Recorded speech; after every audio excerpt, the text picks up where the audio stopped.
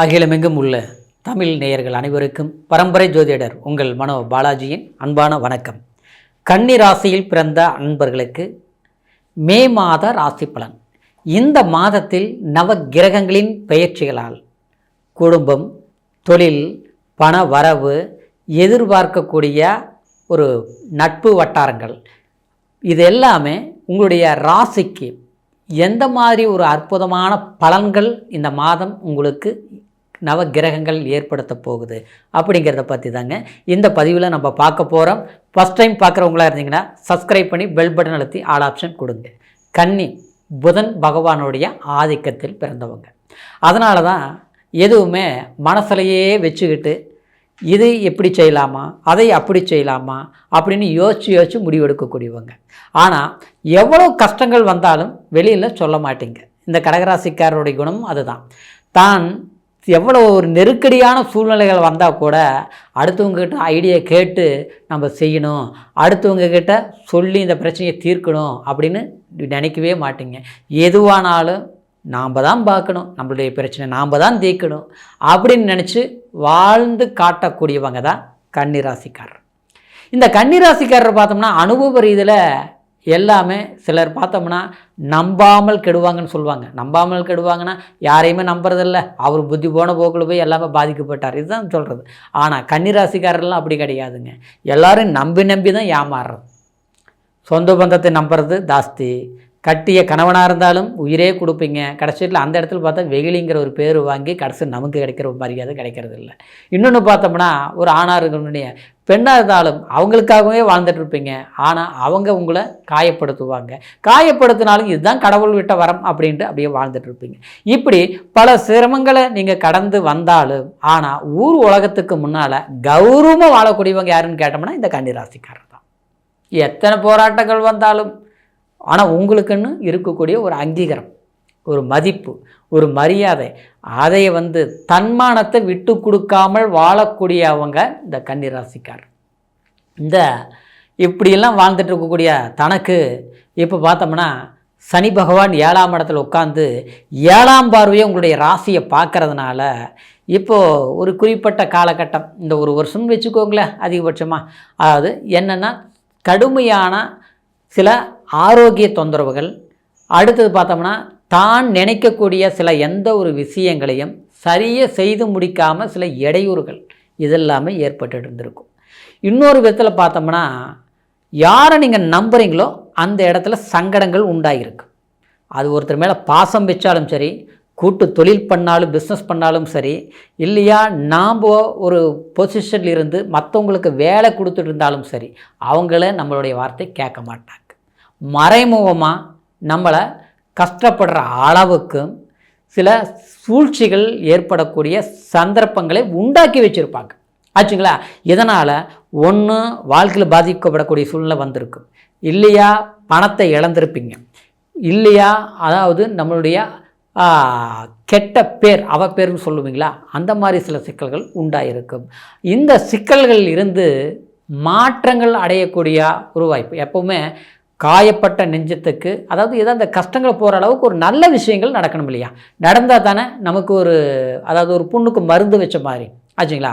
அதாவது இழப்பை ஈடுகட்டுறதுக்கு ஒரு நல்ல விஷயங்கள் நடக்கணும் இல்லையா. அந்த வாய்ப்பு இந்த மே மாதம் கண்டிப்பாக ஓரளவுக்கு சக்ஸஸாக கொடுக்கும்.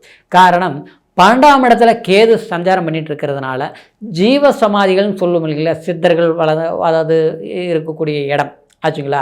அதே மாதிரி ஒரு ஜீவ சமாதிகள், மகான்கள், அதாவது சமாதிகள், அந்த மாதிரி இடங்களுக்கு நீங்கள் போயிட்டு வரும்போது ஒரு நல்ல திருப்தி கிடைக்கும் சரிங்களா.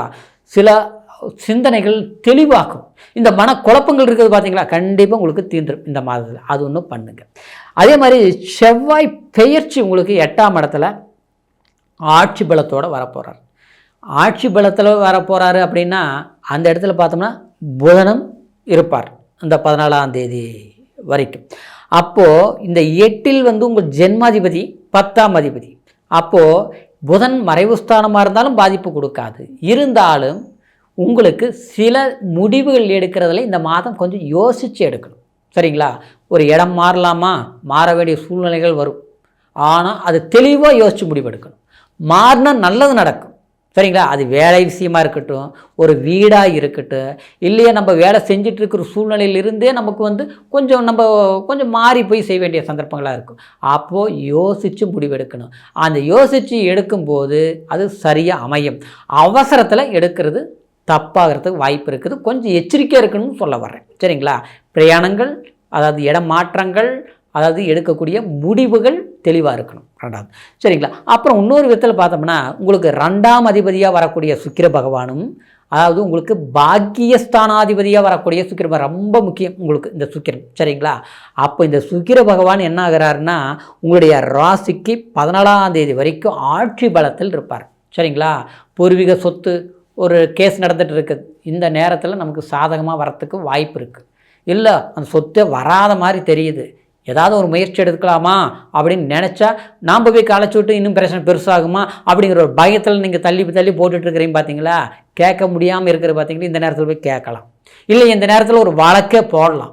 இல்லையா ஒரு வழக்கு இருக்குதுன்னா அந்த வழக்கில் இருந்து விடுதலையாக வர வேண்டிய சந்தர்ப்பங்கள், எதிரிக்கு பாதகமாக போகக்கூடிய வாய்ப்புகள் உண்டாகும். அதில் கொஞ்சம் கண்ணும் கருத்துமாக டீல் பண்ணுங்க, சக்ஸஸ் ஆகும். சரிங்களா? அப்புறம் நம்மளுடைய எண்ணம் ஒன்று இருக்கும். சரிங்களா? எண்ணம்னா என்ன? எல்லாருக்கும் ஒரு ஆசைகள் இருக்கும் இல்லையா? அதாவது ஒரு திருமண வாழ்க்கையோ, இல்லையா நமக்கு வந்து ஒரு வீடு வாங்கணுங்கிற எண்ணமோ, இல்லை வந்து நம்மளுடைய ஒரு ப்ராப்பர்ட்டியே இருக்குது, அது விற்றுட்டு வேற ஒன்று வாங்கலாமோ, இந்த மாதிரி ஒரு அசையாத சொத்துக்கள், எதிர்காலத்துக்கு தேவையான திட்டங்கள், அதாவது அது பண்ண முடியாமல் தாமதமாகிட்டு இருந்தது பார்த்தீங்களா? அந்த விஷயங்கள் இந்த நேரத்தில் செய்து முடிக்கக்கூடிய ஒரு சந்தர்ப்பங்கள் சாதகம் இருக்குது. ஏன்னா சுக்கிரன் ஆட்சி பலத்தோடு இருக்குது. அதுவும் எது வரைக்கும் இருக்குது? இந்த மே மாதம் 14ஆம் தேதி வரைக்கும். அதுக்கு அடுத்து பார்த்தீங்கன்னா 10ஆம் இடத்துக்கு வந்துடும். ஆல்ரெடி குரு பகவான் 10ல் இருக்கிறார். அப்போ என்ன ஆகும்? அதாவது நீங்கள் உங்களுக்கு இந்த மாதம் முழுசாகவே பார்த்தோம்னா சில கமிட்மெண்ட்கள் சக்ஸஸ் பண்ணக்கூடிய ஒரு காலமாக இருக்கும். ஏன்னா தனித்த குரு இருக்கிறது கூட அசுர் குரு தேவகுரு ஒன்று சேர்வது ப்ளஸ் மைனஸ் கலந்திருந்தாலும் வேத ஜோதிடத்தில் சில சாதகமான வாய்ப்புகளையும் நம்ம பயன்படுத்தக்கூடிய ஒரு சந்தர்ப்பங்கள் உண்டாக்கிக்கலாம். ஏன்னா குரு உங்களுக்கு கேந்திராதிபதியாக இருந்தாலும் அந்த கேந்திராதிபதி தனித்து இருப்பதை விட, அதாவது பலத்தோடு இருப்பது, சுக்கிர பலத்தோடு இருப்பது ஓரளவுக்கு நன்மையைத்தான் செய்யும். ஏன்னா அவர் வந்து உங்களுக்கு பாக்கியாதிபதி. சரிங்களா? அடுத்தது பார்த்தோம்னா 7ஆம் இடத்துல இருக்கக்கூடிய சனி பகவானால் கண்டிப்பாக குடும்ப வாழ்க்கையில் கொஞ்சம் விட்டு கொடுத்து போகணும். சரிங்களா? நாம் பாசம் வச்சுருக்கக்கூடிய சண்டைக்கு வந்தால் கூட நாம் இன்னும் கோபத்தை வெளிப்படுத்தக்கூடாது, அதிகரிக்கக்கூடாது. இந்த நேரம் கொஞ்சம் நிதானம், பொறுமை. ஆமாவா? சரி அப்படித்தான் இருக்கட்டும், பார்த்துக்கலாம், அப்படி தான் ஒதுங்கி வரணும். அது ஃப்ரெண்ட்ஷிப்பாக இருந்தாலும் சரி, கூட்டாளிகளாக இருந்தாலும் சரி, குடும்ப அதாவது கணவன் மனைவியாக இருந்தாலும் சரி. சரிங்களா? இதில் அடுத்து பார்த்தா 6ஆம் இடத்துல ராகு இருக்கிறதுனாலையும் 12ஆம் இடத்துல கேது பகவான் இருப்பதனாலையும் கண்டிப்பாக உங்களுடைய உழைப்பு பலன் கொடுக்கும். சரிங்களா? இறைவனுடைய சித்தம் நிச்சயமாக உங்களுக்கு ஒரு அருளை கொடுக்கும். அதனால் இந்த மாதம் சில விஷயங்கள் உங்களுக்கு தொழில் ரீதியிலும் சாதகமான வாய்ப்புகள் கொடுக்கும். பொருளாதார அடிப்படையிலும் சில சக்ஸஸான வாய்ப்புகள் கொடுக்கும். இறைவன் பலத்தை நீங்கள் அடையணுங்கிற ஒரு வாய்ப்புகள் இருப்பதனால, அதாவது முருகரை வழிபாடு பண்ணுறது கூட இந்த மாதம் சிறப்பாக இருக்கும். முன்ன செவ்வாய் உங்களுக்கு அட்டமாதிபதி அட்டமஸ்தானத்தில் பலம் பெறார். சரிங்களா? அப்போது சில விஷயங்கள் வந்து உங்களுக்கு இறைவன் சித்தத்தில் சக்ஸஸ் பண்ணக்கூடிய ஒரு வாய்ப்புகள் உண்டாக்கும். சரிங்களா? அப்போது இந்த சொன்ன பலன்கள் கோட்சார அடிப்படையில் இந்த பலன்களை நம்ம சொல்லியிருக்கிறோம். பிறப்பு ஜனன ஜாதகத்தையும் ஒரு முறை பார்த்துக்குங்க. ஏன்னா ஜனன ஜாதகத்தில் தசா புத்தி நமக்கு சாதகமாக இருக்கணும். அது பாதகமாக இருந்ததுன்னா சிலர் பார்த்தோம்னா எல்லாம் கோச்சாரம் நல்லா இருக்குதுங்கிறாங்க. ஆனால் நமக்கு பார்த்தோம்னா என்னவோ நல்லா இருக்கிற மாதிரியே தெரியல, நாளுக்கு நாள் கஷ்டம்தான் அதிகரிச்சுட்டு இருக்குது. யாருன்னா நம்பினாலும் அந்த இடத்துல துரோகம், யாரை எதிர்பார்த்தாலும் மோசம். மொத்தத்தில் நாம் வந்து அடுத்தவங்களுக்காக வாழ்கிற மாதிரியே இருக்குதே தவிர தனக்காக வாழ்கிற மாதிரி இல்லை. நம்மளை யாரும் புரிஞ்சுக்கிற மாதிரியும் இல்லை. ஏன் நமக்கு மட்டும் இந்த நிலைமை அப்படின்ட்டு சிலர் வந்து ரொம்ப வருத்தத்திலேயே இருப்பாங்க. அதுக்கெல்லாம் காரணம் என்னென்னா நம்ம தசாபுத்திகள் நல்லா இருக்கணும். ஏன்னா ஒவ்வொரு தசை பார்த்தீங்கன்னா ராகு தசைன்னா 18 வருஷம், சுக்கிரன் தசைன்னா 20 வருஷம், இந்த சூரிய திசையெல்லாம் பார்த்தோம்னா 6 வருஷம். இப்படி வந்து காலங்கிறது கிரக பயிற்சிகள் நகர்வுகளால் சில மாற்றங்கள் ஏற்படுறது. இந்த பயிற்சிகள்னாலையும் நமக்கு நடக்கக்கூடிய திசைகளால். அப்போ உங்கள் ஜாதகத்தை ஒரு முறை பார்த்துக்கலாம் இல்லைங்களா? நம்மக்கிட்ட பார்க்கணுன்னு நினச்சிங்கன்னா கீழே இருக்கிற நம்பருக்கு ஃபோன் பண்ணி உங்களுடைய பிறந்த தேதி, பிறந்த நேரம், பிறந்த ஊர் இது மூணையும் தெரியப்படுத்தி பொறுமையான முறையில் அருமையாக உங்களுடைய பலன்களை கேட்டு தெரிஞ்சுக்கிட்டு உங்களுடைய வாழ்க்கை எதையில சாதிக்கணும், எந்த நேரத்தில் எந்த முயற்சிகள் எடுக்கணுங்கிறது தீர்மானிங்க. நிச்சயமாக கன்னி ராசிக்காரருக்கு எதிர்காலம் அற்புதமாக இருக்குங்கிற ஒரு மகிழ்ச்சியோட மீண்டும் அடுத்த பதிவில் சந்திக்கும் வரைக்கும் நன்றி, வணக்கம்.